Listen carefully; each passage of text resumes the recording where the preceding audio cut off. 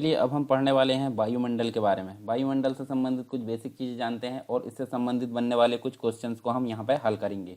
तो सबसे पहले अगर बात करें वायुमंडल की, तो वायुमंडल होता क्या है? पृथ्वी के चारों ओर फैले हुए वायु के जो विस्तृत रूप से जो फैलाव है उसको क्या बोला जाता है? वायुमंडल बोला जाता है।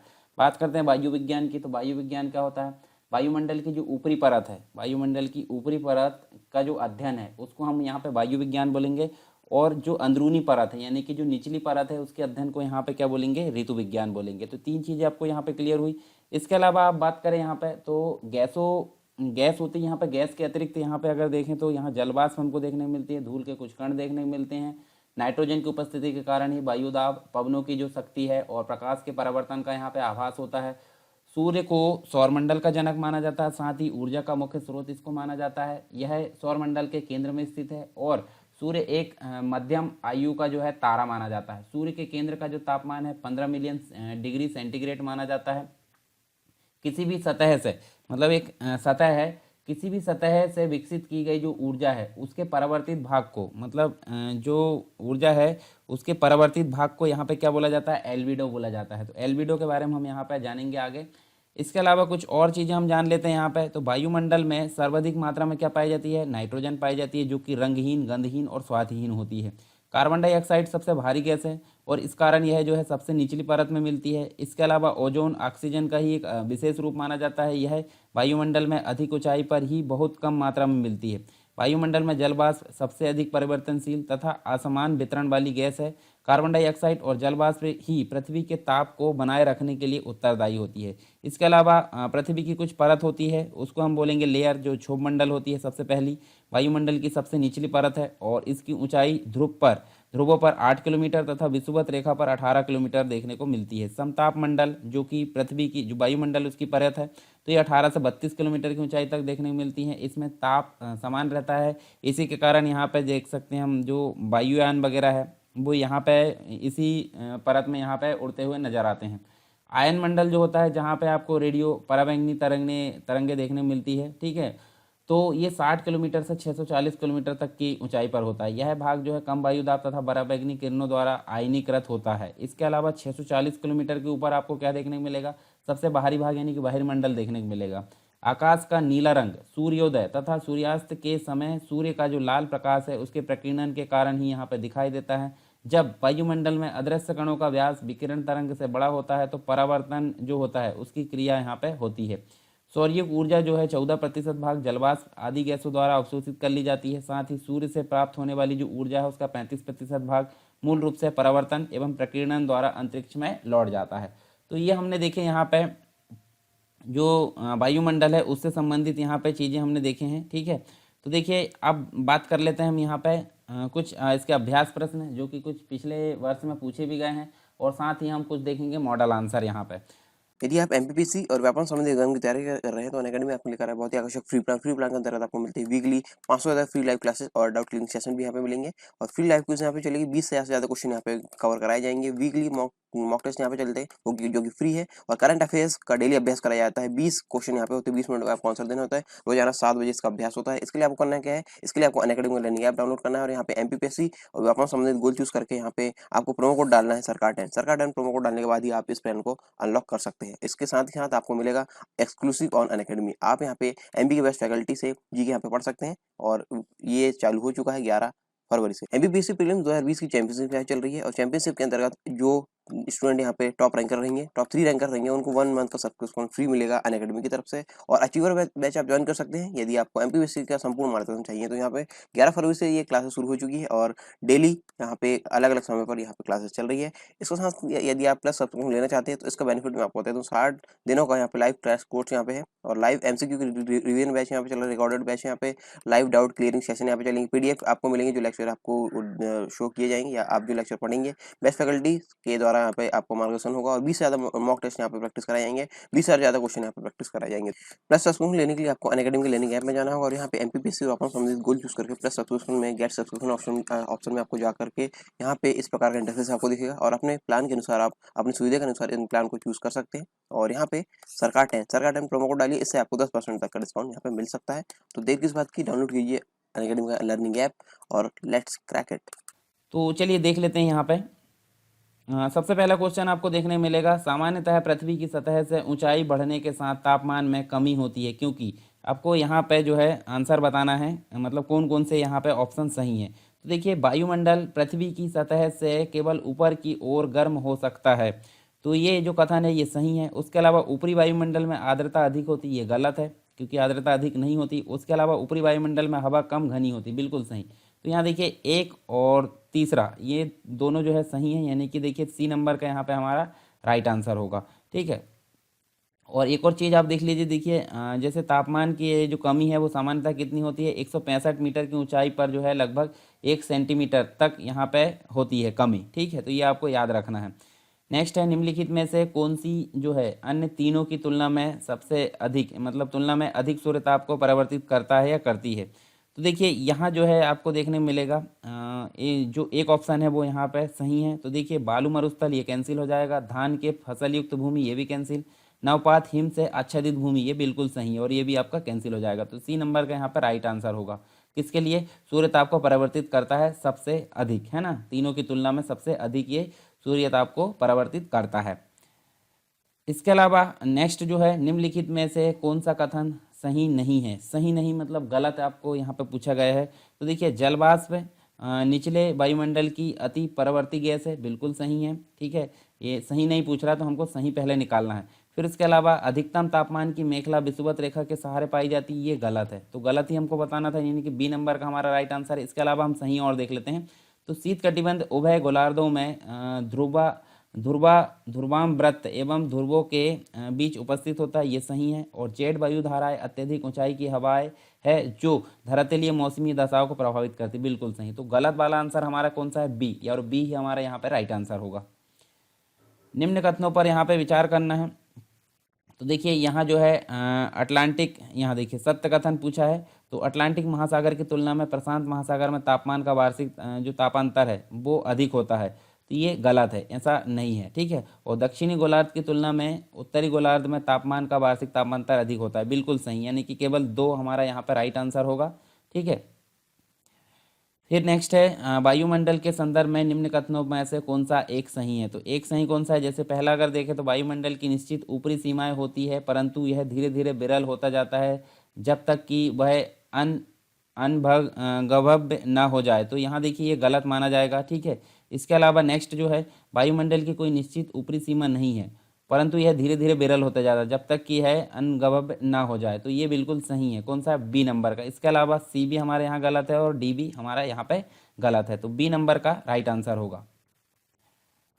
पृथ्वी के समीप पाई जाने वाली वायुमंडलीय परत क्या कहलाती है। ठीक है, पृथ्वी के समीप पाई जाने वायुमंडलीय परत क्या कहलाती है, इसको बोला जाता है क्षोभ मंडल। ठीक है, इसको बोला जाता है क्षोभ मंडल, और क्षोभ मंडल को इंग्लिश में बोला जाता है ट्रोपोस्फियर। तो ए नंबर का हमारा यहाँ पे राइट आंसर होगा। ठीक है, वायुमंडल की किस सतह में तापमान में बहुत अधिक उतार चढ़ाव नहीं होता है। तो यहाँ देखिए हमने अभी देखे थे समताप मंडल एक ऐसा जो है परत जहाँ पर तापमान का बहुत अधिक उतार चढ़ाव नहीं होता, और यहीं पे आपको जो हवाई जहाज है, जो भी प्लेन है, वो यहीं पे आपको देखने को मिलते हैं। नेक्स्ट है, ओजोन परत पृथ्वी के करीब ऊंचाई पर देखने को मिलती है, कितनी किलोमीटर के आसपास देखने को मिलती है। तो 20 किलोमीटर के आसपास हमको ये देखने को मिलती है ओजोन परत, जो कि सूर्य से आने वाली पराबैंगनी किरणों से हमको जो है बचाती है। निम्न कथनों पर यहाँ पे देखना है और सत्य कथन का चुनाव करना है। तो देखिए यहाँ पे जो है हमारे वायुमंडल में 3 प्रकार की ओजोन परत पाई जाती है, बिल्कुल गलत। ये जो है 2 प्रकार की ओजोन परत पाई जाती है। कृत्रिम ओजोन का निर्माण समताप मंडल में होता है, तो ये भी गलत है। ठीक है, तो यहाँ देखिए डी नंबर का हमारा राइट आंसर। और यहाँ आप देख सकते हैं, देखिए 2 प्रकार की ओजोन परत पाई जाती है, और देखिए ये जो है प्राकृतिक ओजोन जो है वो देखिए 10 किलोमीटर के ऊपर समताप मंडल में पाई जाती है, और कृत्रिम ओजोन जो है देखिए इसका निर्माण क्षोभ मंडल में होता है। ठीक है, ना कि समताप मंडल में होता है। तो ये आपको देखिए दोनों देखने को मिलते हैं, प्राकृतिक ओजोन और कृत्रिम ओजोन। वायु में नाइट्रोजन का प्रतिशत कितना होता है, तो ये हो जाता है 78.3%, और ये क्वेश्चन पूछा भी गया है पहले, तो आपको ये ध्यान में रखना। और आप बाकी चीज़ भी यहाँ ध्यान रख सकते हैं, जैसे ऑक्सीजन का परसेंट कितना होता है, organ, carbon dioxide, hydrogen, neon, helium, krypton, xenon, ozone, तो ये सभी आप देख सकते हैं यहाँ पे क्रम प्रतिशत के रूप में। निम्नलिखित में से कौन सी गैस ग्रीन हाउस प्रभाव के लिए उत्तरदायी होती है। ठीक है, तो ये जो है C2 यहाँ देखने को मिलेगी, सबसे अधिक उत्तरदायी होती है, और ग्रीन हाउस प्रभाव एक ऐसी प्रक्रिया प्राकृतिक प्रक्रिया है जिसके द्वारा वातावरण में मौजूद जो गैसें है वातावरण के तापमान में अपेक्षाकृत अधिक बनाने या मानव अनुकूल में मदद करती है। पृथ्वी के वायुमंडल का औसत तापमान हमको देखने को मिलेगा 15 डिग्री सेल्सियस। अगर ऐसा नहीं होता तो पृथ्वी का औसत तापमान -18 डिग्री सेल्सियस होता है। और वायुमंडल में मौजूद मुख्य जो ग्रीन हाउस गैस है उसमें कार्बन डाइऑक्साइड NC2, जलवाष्प NH2, methane CH4, ozone O3, nitrous oxide N2, ये सभी जो गैसें हैं प्रमुख रूप से मानी जाती है ग्रीन हाउस गैस के रूप में। विविध जलवायु एवं मौसम दशाओं को बदलने वाली जो सभी महत्वपूर्ण वायुमंडलीय प्रक्रिया कहाँ घटित होती है, तो हमको देखने को मिलेगा ये सभी जो है मौसम दशा को बदलने वाली सभी महत्वपूर्ण वायुमंडलीय प्रक्रिया आपको बहिर्मंडल जो सबसे बाहरी मंडल है वहाँ देखने को मिलती है। ठीक है, इसके अलावा वायुमंडल में ओजोन स्तर की अपेक्षा का कारण निम्नलिखित यहाँ देखने को मिलेगा, मतलब निम्नलिखित में से कौन सा रसायन देखने को मिलता है, तो ये जो है क्लोरोफ्लोरोकार्बन इसका राइट आंसर है। यानी वायुमंडल में ओजोन स्तर की अपेक्षा का कारण क्लोरोफ्लोरोकार्बन है देखने को मिलता है। ठीक है, निम्न कथनों पर यहाँ पे विचार करना है और सही कथन का चुनाव करना है। तो देखिए यहाँ पे समताप रेखाओं का उत्तरी गोलार्ध की अपेक्षा दक्षिणी गोलार्ध में अधिक विचलन होता है, गलत, ऐसा नहीं होता है। फिर उसके अलावा ऊंचाई के साथ तापमान बढ़ने लगता है जिससे तापमान का व्युत्क्रम कहा जाता है, ये बिल्कुल सही, यानी कि केवल 2 हमारा यहाँ पे राइट आंसर है। ठीक है, ये देखिए पहला कथन असत्य है। हाँ, दूसरा कथन सत्य। और समताप रेखाओं का दक्षिणी गोलार्ध की अपेक्षा उत्तरी गोलार्ध में अधिक विचलन होता है। इसका कारण यह है कि उत्तरी गोलार्ध में स्थलीय भाग तथा दक्षिणी गोलार्ध में जलीय भाग अधिक माना जाता है। और ये हमने पहले देख चुके हैं। 165 मीटर की ऊंचाई पर जो है 1 सेंटीमीटर 1 सेंटीग्रेड जो तापमान है उसकी गिरावट देखने को मिलती है।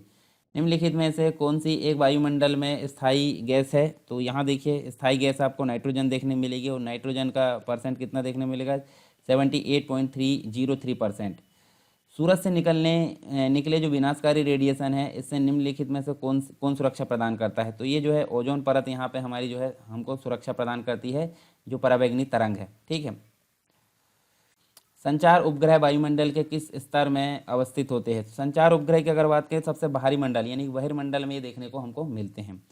इसके अलावा ऊष्मा बजट के संदर्भ में निम्न कथनों पर विचार करना है। तो देखिए यहाँ ऊष्मा बजट के अंतर्गत अगर देखें तो पृथ्वी को प्राप्त एवं उत्सर्जित ऊर्जा की मात्रा बराबर होती है, बिल्कुल सही। इसके अलावा पृथ्वी पर प्राप्त विकिरण की जो मात्रा है और पार्थिव विकिरण है उसकी मात्रा में देशांतरी भिन्नता होती है, ये गलत है। ठीक है, इसके अलावा वायुमंडल की ऊपरी सतह पर प्राप्त 100 इकाई सूर्य ताप में से 35 इकाई जो है धरातल पर पहुंचने से पहले अंतरिक्ष में परिवर्तित हो जाती है, ये बिल्कुल सही है। तो 1 और 3 हमारे यहाँ सही, यानी कि C नंबर का राइट आंसर है। ठीक है, और यहाँ देखिए जो पृथ्वी है, पृथ्वी पर प्राप्त विकिरण की मात्रा और पार्थिव विकिरण की मात्रा में देशांतरी नहीं बल्कि अक्षांशीय भिन्नता होती है, जबकि वहाँ देशांतरी दिया गया था। और 38 से 40 जो डिग्री है उत्तरी और दक्षिणी अक्षांश में तापमान अधिक होता है। यहाँ प्राप्त सौर विकिरण जो होती है उसकी तुलना में पार्थिव विकिरण द्वारा कम मात्रा में ऊष्मा का ह्रास होता है, तो ये हमको देखने को मिलेगा। नेक्स्ट क्वेश्चन है निम्न कथनों पर विचार करना और सही कथन का यहाँ पे चुनाव करना है। ठीक है, तो यहाँ देखिए आपको यहाँ देखने को मिलेगा सूर्य से पृथ्वी को प्राप्त सौर विकिरण दीर्घ तरंगों के रूप में होता है, बिल्कुल गलत है, ये लघु तरंग के रूप में होता है। वायुमंडल पार्थिव विकिरण द्वारा प्रत्यक्ष रूप से गर्म होता है, ये भी गलत है क्योंकि अप्रत्यक्ष रूप से गर्म होता है। चलिए यहाँ देख लेते हैं हम। देखिए मतलब यहाँ पे हमारा जो है D नंबर का राइट आंसर होगा, दोनों गलत है। तो देखिए सौर विकिरण जो है दीर्घ तरंग नहीं बल्कि क्या है लघु तरंग के रूप में यहाँ प्राप्त होता है। इसके अलावा जो है पृथ्वी गर्म होने के बाद एक विकिरण पिंड बन जाती है और लघु तरंग से प्राप्त सूर्यताप का वायुमंडल में दीर्घ तरंगों के रूप में जो है ऊर्जा का विकिरण बनने लगता है और यह ऊर्जा जो है वायुमंडल को नीचे से गर्म करती है। इस प्रक्रिया को पार्थिव विकिरण कहा जाता है। नेक्स्ट है निम्न कथनों पर यहाँ विचार करना और सही कथन का चुनाव करना। तो देखिए वायुमंडलीय परतों में लघु तरंगों के रूप में ताप का जो संचरण है वो होता है, तो ये गलत है, ऐसा नहीं होता। ठीक है, निचली परतों के संपर्क में आने से वायुमंडल की ऊपरी परत का गर्म होना चालन कहलाता है, बिल्कुल सही। तो केवल 2 हमारा राइट आंसर होगा। और यहाँ देखिए हम देख सकते हैं, देखिए सूर्य से प्राप्त सौर विकिरण जो है उससे गर्म होने के बाद पृथ्वी की सतह के समीप स्थित जो वायुमंडलीय परत है उसमें जो है ताप का संचरण दीर्घ तरंगों के रूप में होता है और ताप के निरंतर संचरण से पृथ्वी के संपर्क में आने वाली जो वायु है धीरे धीरे गर्म होती है। साथ ही कुछ समय उपरांत वायुमंडल की निचली परतों के संपर्क में आने से वायुमंडल की ऊपरी परत भी गर्म हो जाती है। इस प्रक्रिया को क्या कहा जाता है, चालन, जो कि हमने पहले देख चुके हैं। नेक्स्ट है यहाँ देखिए नेक्स्ट क्वेश्चन है समान अक्षांश के जो महाद्वीप है उसके भाग की तुलना में महासागरीय भाग में कम मात्रा में सूर्यताप प्राप्त होता है, बिल्कुल सही है। पृथ्वी पर सबसे अधिक सूर्य ताप उपोष्ण कटिबंधीय मरुस्थल पर प्राप्त होता है। बिल्कुल सही है ये, तो दोनों कथन हमारे सही है, यानी कि 1 और 2 दोनों सही। सी नंबर का हमारा राइट आंसर होगा। तापमान को प्रभावित करने वाले कारकों में शामिल है। तापमान को प्रभावित करने वाले कारकों में देखिए हम देख सकते हैं सभी चीज़ें यहाँ शामिल होगी। कैसे देखिए, ऊंचाई भी शामिल है, अक्षांशीय विस्तार भी, जलीय भाग भी और स्थल भाग भी, यानी कि इस हिसाब से देखें तो ये वाला जो हमारा देखिए डी नंबर का राइट आंसर होगा। 1 2 3 4 चारों यहाँ पे सही है। निम्न कथनों पर यहाँ पे विचार करना है देखिए, और सही कथन का चुनाव करना था। हिमालय पर्वत तापमान को कम करने का कार्य करता, बिल्कुल सही है। समुद्र के तट पर स्थित स्थान गर्मी में अपेक्षाकृत ठंडे होते, बिल्कुल सही, यानी कि 1 और 2 दोनों यहाँ पे सही हैं। शीतोष्ण कटिबंध के संबंध में निम्न कथनों में कौन सा कथन असत्य है? असत्य मतलब गलत बताना है, ठीक है। तो देखिए सत्य कौन कौन से वो देख लेते हैं, और जो नहीं होगा वो असत्य माना जाएगा। तो इन क्षेत्रों में सूर्य कभी लंबवत नहीं होता, बिल्कुल सही है। आर्थिक गतिविधियां लगभग नगण्य होती, बिल्कुल सही है। सर्दियों में तापमान हिमांक तक पहुंच जाता है, बिल्कुल सही। तो मतलब असत्य कथन कोई भी नहीं है, तो ऑप्शन हमारा क्या होगा? डी नंबर का, इनमें से कोई नहीं राइट आंसर होगा, ठीक है। निम्न कथनों पर यहाँ पे विचार करना और सत्य कथन का चुनाव करना। तो देखिए वायु के क्षैतिज संचलन में, क्षैतिज मतलब हॉरिजॉन्टल, ठीक है, तो क्षैतिज संचलन से होने वाले ताप का स्थानांतरण अभिवहन कहलाता है, बिल्कुल सही है। वायुमंडल से गुजरते हुए सौर ऊर्जा का 35% भाग ही पृथ्वी के धरातल में पहुंच पाता है। 35% वापस हो जाता है, 65% वापस पृथ्वी पर आ जाता है। तो दोनों ऑप्शन यहाँ पे सही है, यानी कि 1 और 2 दोनों सही है। सी नंबर का राइट आंसर होगा।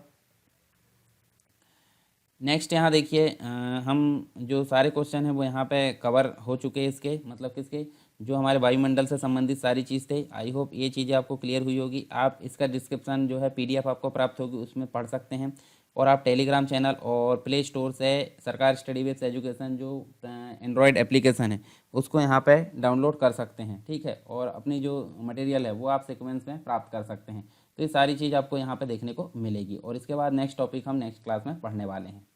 यदि आप एमपीपीसी और व्यापम संबंधी एग्जाम की तैयारी कर रहे हैं तो अनअकैडमी में आपको लेकर आया बहुत ही आकर्षक फ्री प्लान के अंतर्गत आपको मिलती है वीकली 500 ज़्यादा फ्री लाइव क्लासेस और डाउट क्लियरिंग सेशन भी यहाँ पे मिलेंगे।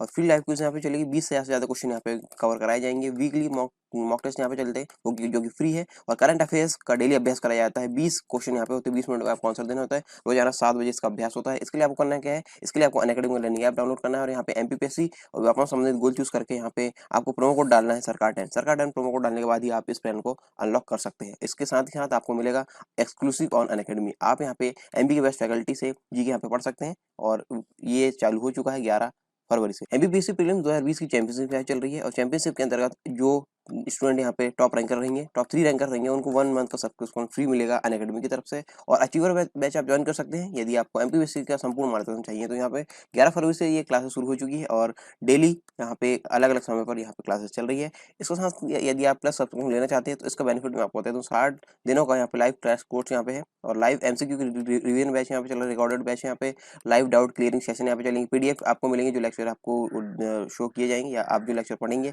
बेस्ट फैकल्टी के द्वारा यहाँ पे आपको मार्गदर्शन होगा। और 20 से ज़्यादा मॉक टेस्ट यहाँ पे प्रैक्टिस कराए जाएंगे, 20 से ज़्यादा क्वेश्चन यहाँ पे प्रैक्टिस कराए जाएंगे। प्लस सब्सक्रिप्शन लेने के लिए आपको अनअकैडमी के लर्निंग ऐप में जाना होगा, और यहाँ पे एमपीपीएससी और अपना संबंधित गोल चूज करके प्लस सब्सक्रिप्शन में गेट सब्सक्रिप्शन ऑप्शन में आपको जा करके यहाँ पे इस प्रकार का इंटरफेस आपको दिखेगा, और अपने प्लान के अनुसार आप अपनी सुविधा के अनुसार इन प्लान को चूज कर सकते हैं। और यहाँ पे सरकार 10 प्रोमो कोड डालिए, इससे आपको 10% तक का डिस्काउंट यहाँ पे मिल सकता है। तो देर किस बात की, डाउनलोड कीजिए अनअकैडमी का लर्निंग ऐप और लेट्स क्रैक इट।